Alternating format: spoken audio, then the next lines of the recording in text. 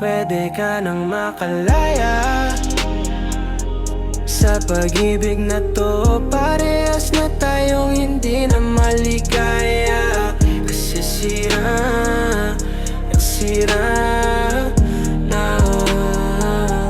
Pwede ka nang makalaya sa pag-ibig na to. Parehas na tayong hindi na maligaya.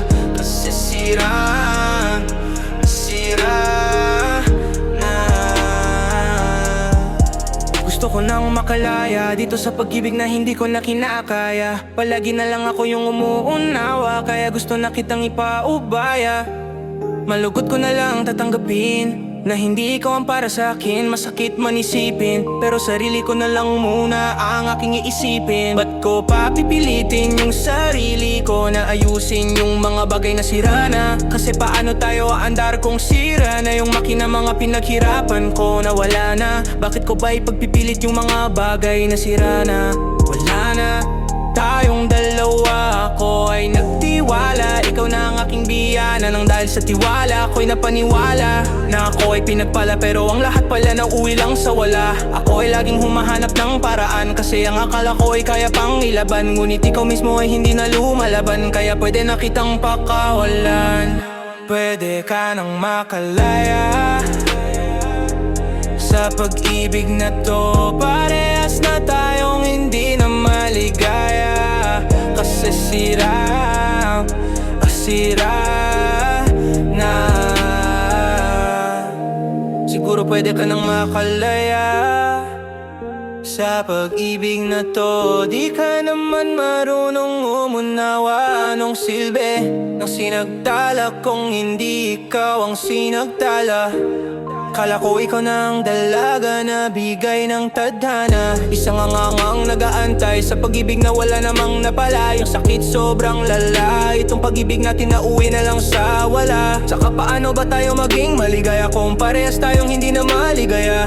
Madami tayong problema pero tinapon mo lang sa ibang basura. Parehas tayong sira na wala ng gana. Siguro maraming mabagay na hindi natin kayang maunawa, tulad ng hindi tayo para sa isa't isa. Pwede ka nang makalaya,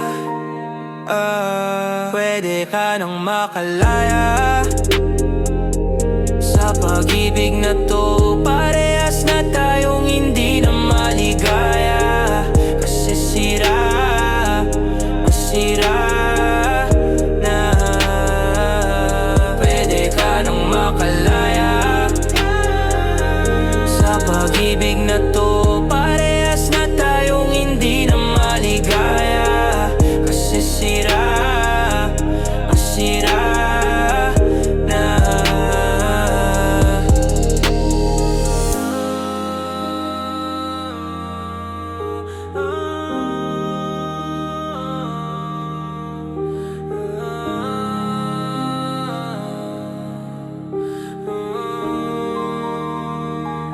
Ngayon ikaw na ay nakalaya. Sana ika'y masaya na hindi na ako ang kasama.